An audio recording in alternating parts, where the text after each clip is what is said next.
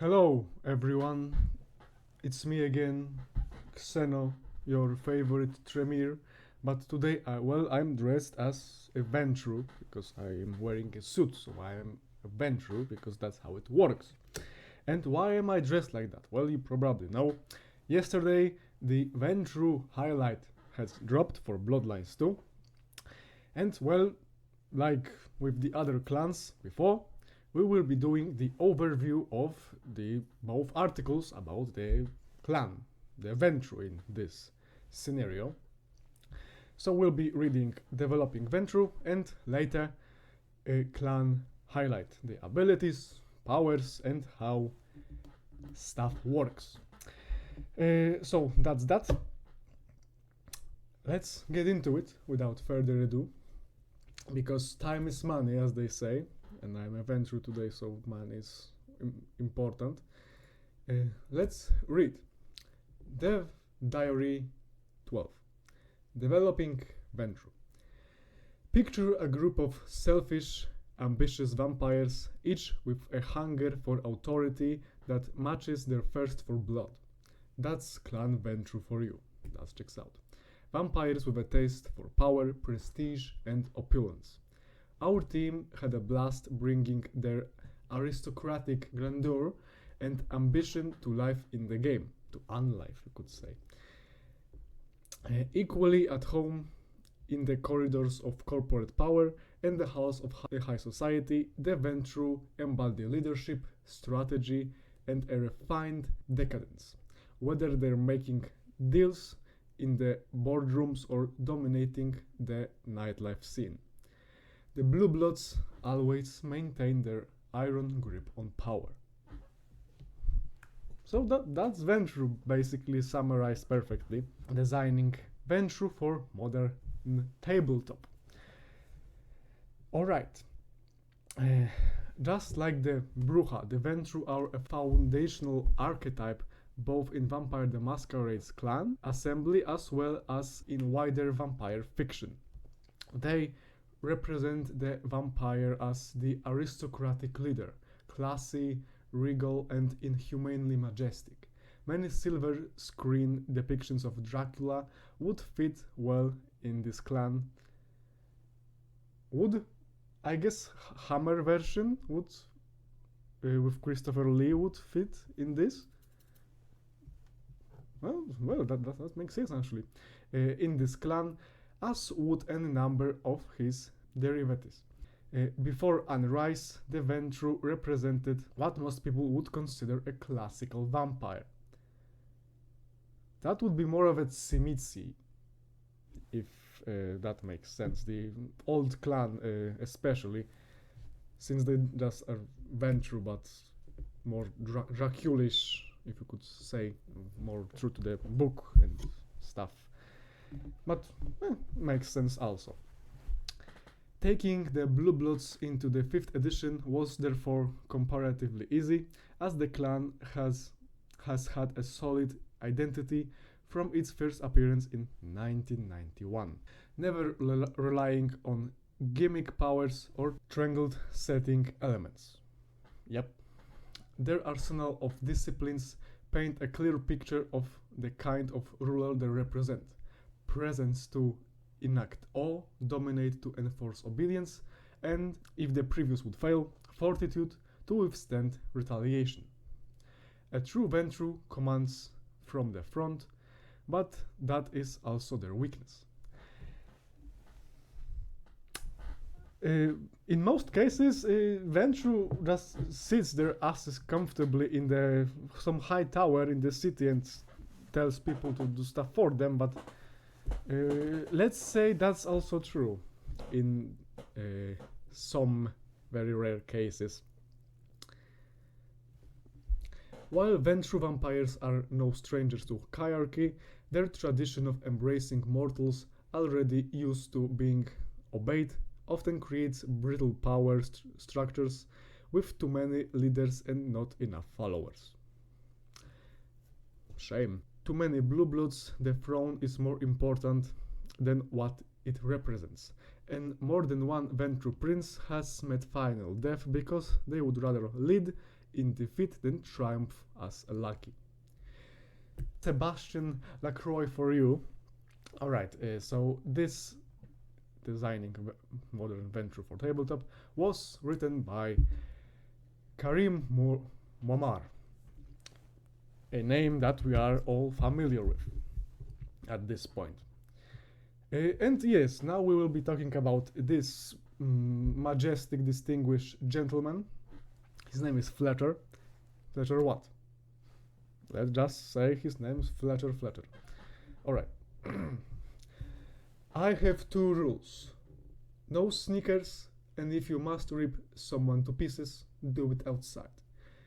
These are original floorboards, you understand? Very Ventrue-ish. Yeah, he seems like an interesting character, even for his appearance, like a Ventrue, but actually smart, unlike a certain Sebastian. You will find Fletcher to be extremely polite and well-mannered, as ruthless sociopaths go. Yep.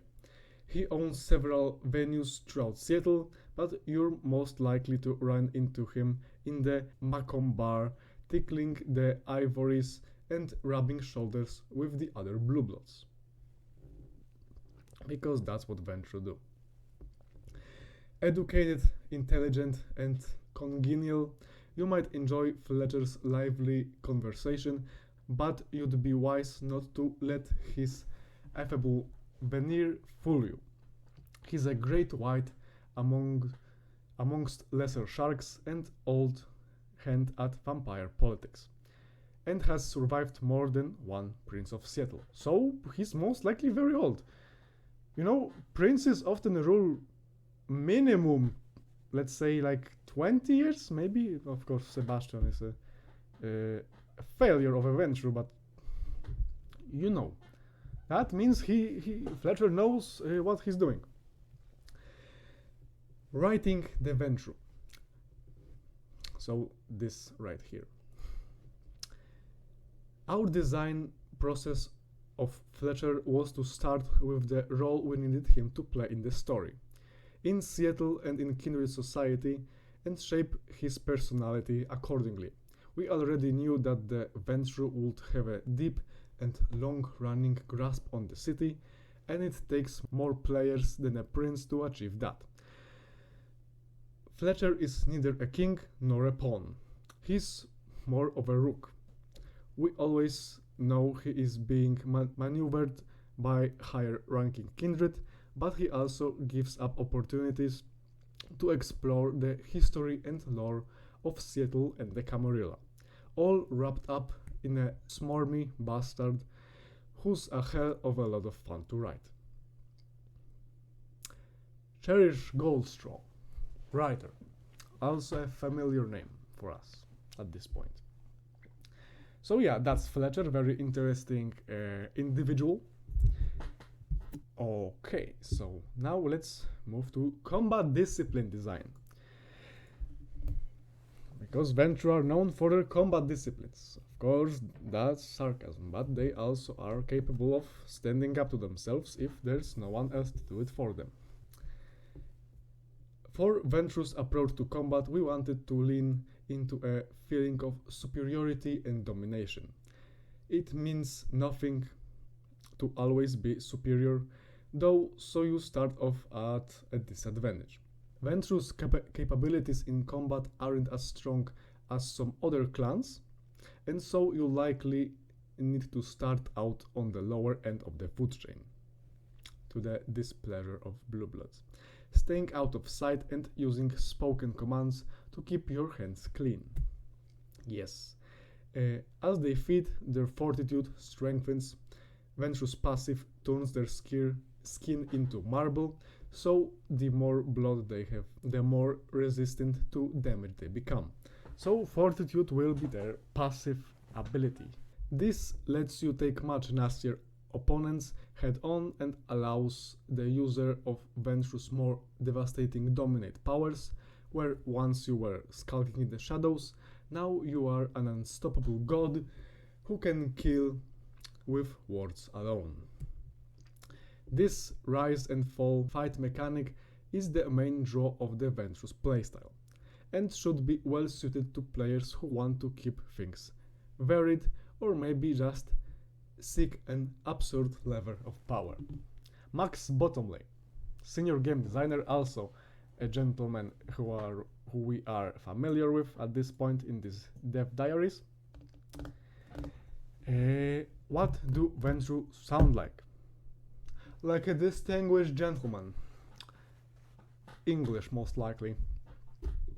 That's just my impression, but what do Ventrue sound like? In creating the audio landscape for the Ventrue, our team did ponder for a while what sound would emit that power and domination that are central to this clan's identity. So to sonically portray the commanding presence, we decided it'd be cool to incorporate the resonant, authoritative tones of steel and metal. That makes sense. The sharp, unsettling screeches of dragging metal, the entire spectrum of the available sounds there, they reflect the Ventrue's manipulative prowess, control, and rule. The players can almost feel the weight of the Ventrue's influence as they navigate the game. Marcus Bockshaw, sound designer, also someone we know. So that sounds actually very cool, because the iron hand, the iron grip over something, that's something you could say about a ruler, a tyrant. So it fits Ventrue perfectly, in my humble opinion. What do Ventrue look like? And this is one of my favorite sections, because, well, they did great with Ventrue outfits, the designs, and I love them. We'll see in a second. But yes, what do Ventrue look like? Like this. Stylish in moderation. Commanding influence and timeless elegance, these were the key aspects to reflect in our visualization of the Ventrue clan. The haunting presence of Hannibal Lecter, the entrapment of his eyes, the ethereal, almost unnatural grace of Tolkien's Galadriel, characters and quiet luxury from HBO's Succession. These all were hung on our mood boards for the clan. Makes sense. And here we have some accessories for Ventrue. I love this ring. This ring is amazing, and it just, screams Blue Blood to me. I don't know why.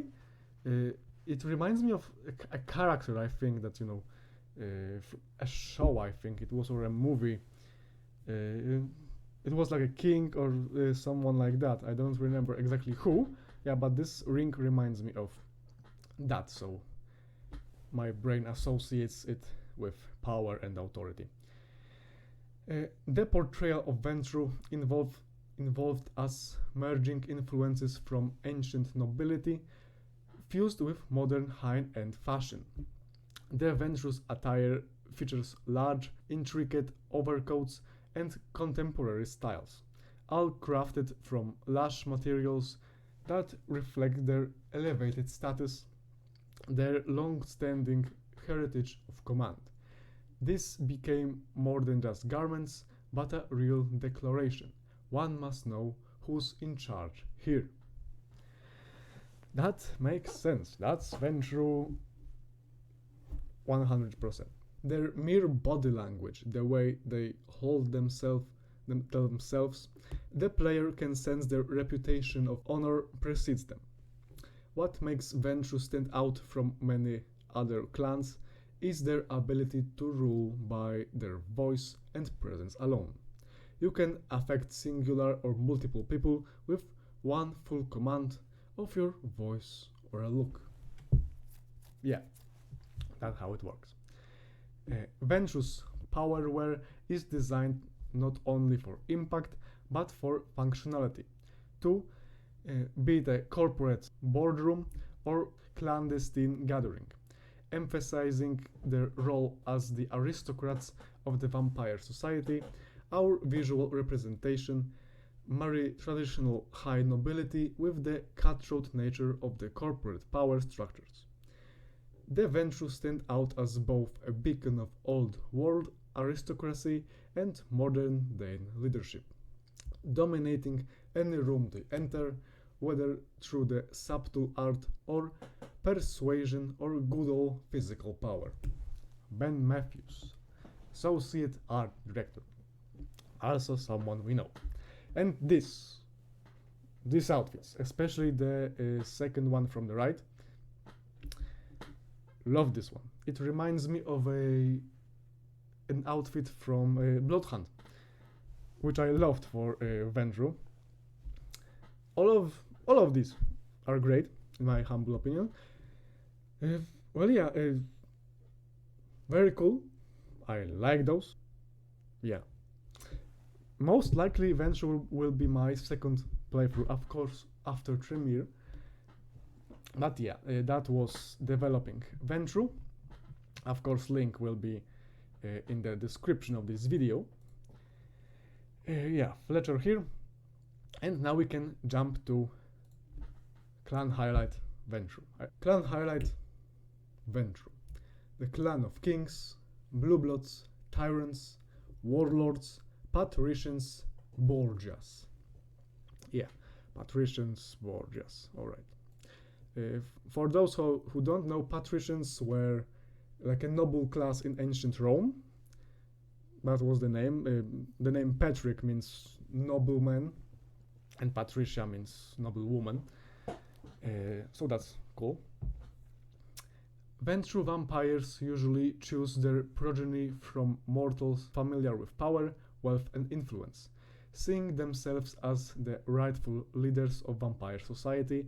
Kindred of Clan Ventrue take up the mantle of leadership wherever possible, often in the form of high positions in Camarilla courts. That checks out.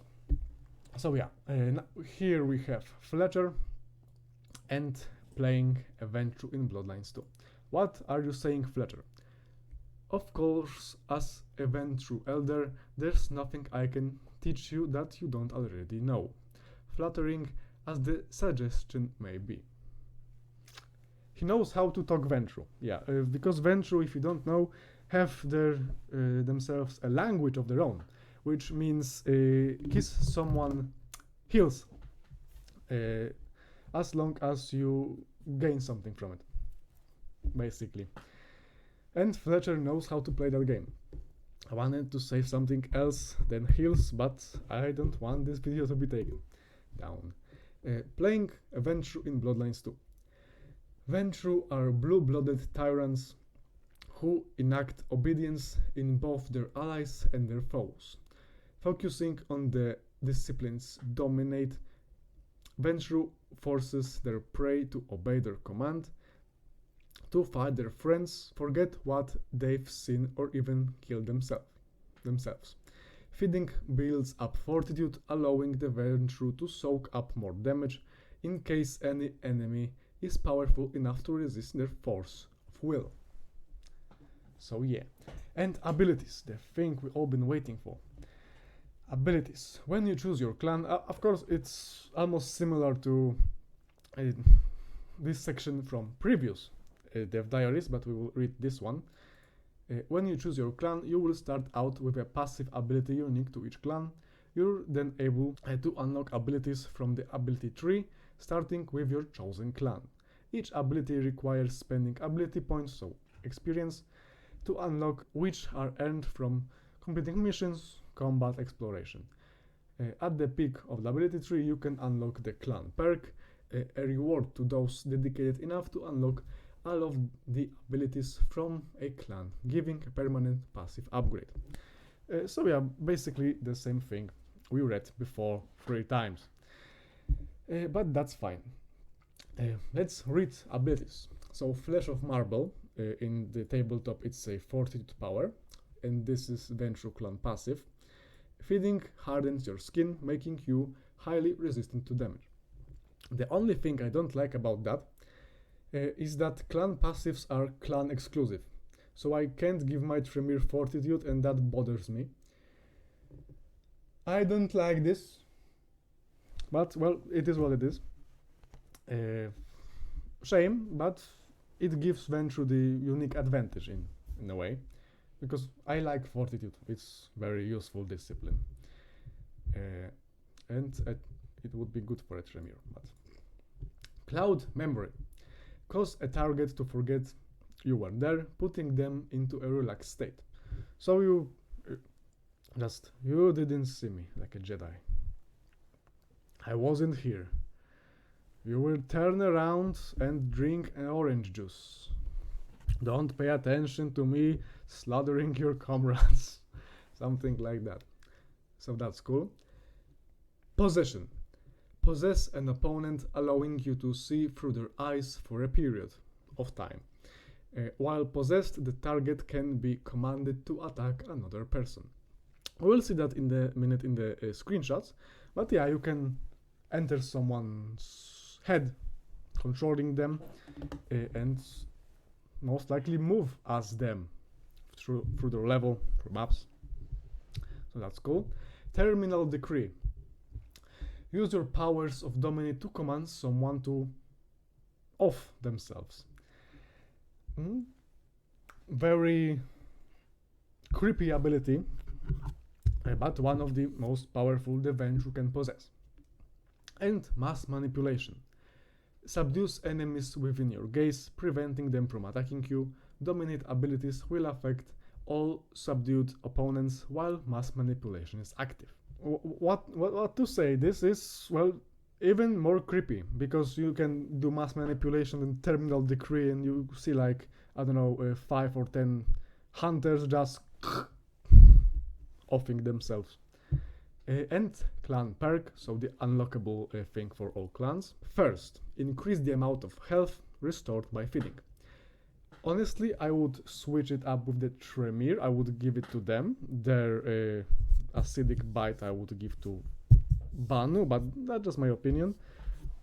But it also makes sense here because, you know, Fortitude and a first level of Fortitude power the Toughness, I think it was called, or something like that. The first level of Fortitude in the tabletop was giving you more health. Not regenerating more, but giving you more health. So this also makes sense here. And we have screenshots. So this most likely is a Terminal Decree, because we seeing him snapping his spinal cord.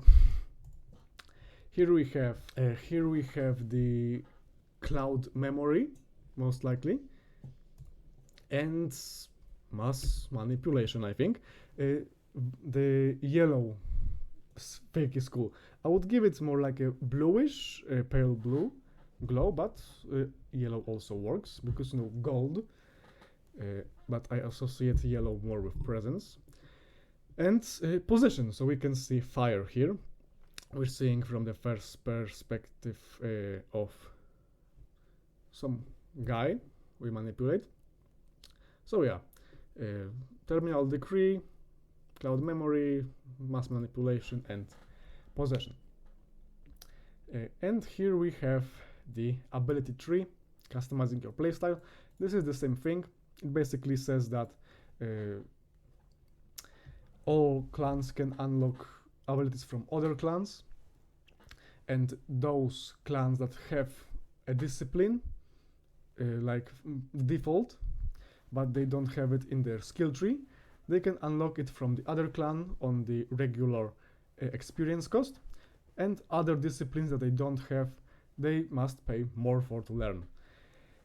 For example, Tremere can learn Dominate, because by default Tremere have Blood Sorcery, Auspex, and Dominate, but also they would pay more for Potence, for example.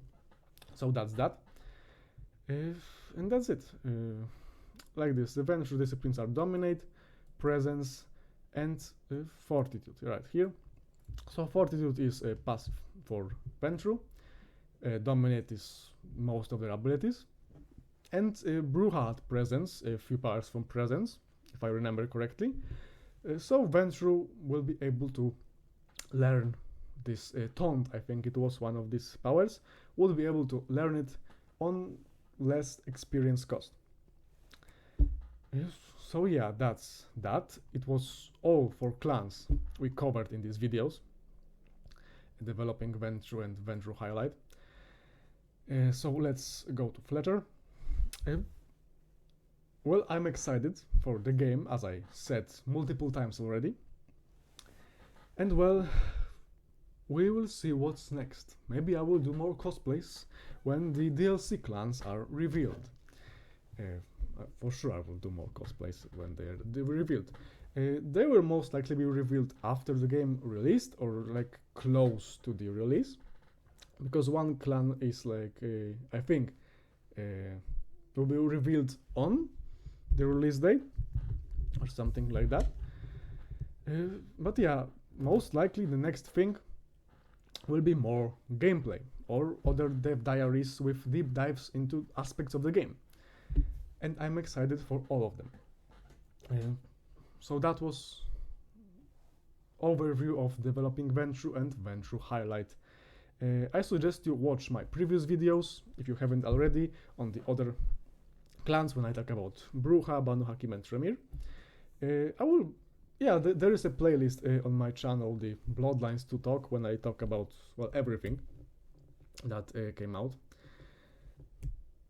Unfortunately, we didn't have Ventrue trailer, the reveal trailer for them. That's a shame, but it is what it is. So yes. Thank you for watching. Please share your opinion about the Blue Bloods in the Bloodlines 2 game in the comments. And that's it. So thanks you for watching, and I see you next time. Bye bye.